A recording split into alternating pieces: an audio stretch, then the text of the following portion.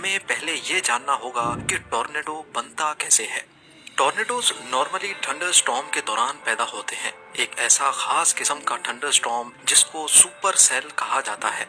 ज्यादातर टॉर्नेडोज की पिक्चर्स देखी जाएं तो उसमें एक चीज कॉमन होती है और वो है ये वाला सुपर सेल। ये सुपर सेल नॉर्मली तब पैदा होता है जब ग्राउंड लेवल पे हवा की डायरेक्शन एक तरफ हो और आसमान में हवा की डायरेक्शन दूसरी तरफ। ये दोनों अलग अलग डायरेक्शन की हवाएं वैसे तो एक दूसरे से नहीं टकरा सकती, लेकिन इन दोनों अलग डायरेक्शन वाली हवाओं के दरमियान विंड टनल पैदा हो जाता है।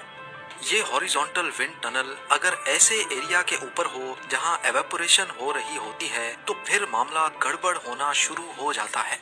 जमीन का पानी भाप बनकर ऊपर की तरफ जाता है तो वो इस विंड टनल की डायरेक्शन को आहिस्ता आहिस्ता हॉरिजॉन्टल से वर्टिकल कर देता है और इसके वर्टिकल होते ही पूरी सिचुएशन ही चेंज हो जाती है। ये सिर्फ अब नॉर्मल थंडर स्टॉर्म नहीं बल्कि ये स्पिन करता हुआ सुपर सेल बन जाता है।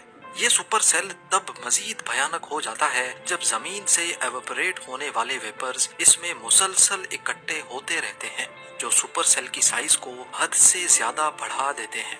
कई सुपर सेल ऐसे होते हैं जिनमें एक या एक से ज्यादा फनल क्लाउड्स पैदा हो जाते हैं। क्योंकि इनकी शेप एक फनल की तरह होती है, इसी वजह से इनको फनल क्लाउड कहा जाता है।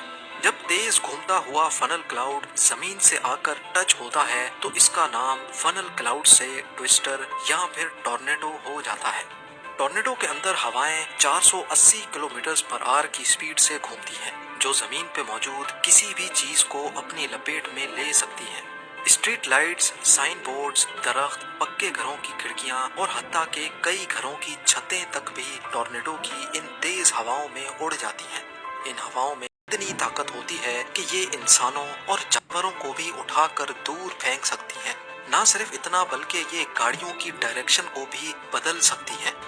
जैसे जैसे टॉर्नेडो ट्रेवल करता है वो अपने अंदर ये तमाम चीजें लेकर उनको दूर दूर तक फेंकता जाता है और ज्यादा नुकसान भी इसी वजह से ही होता है।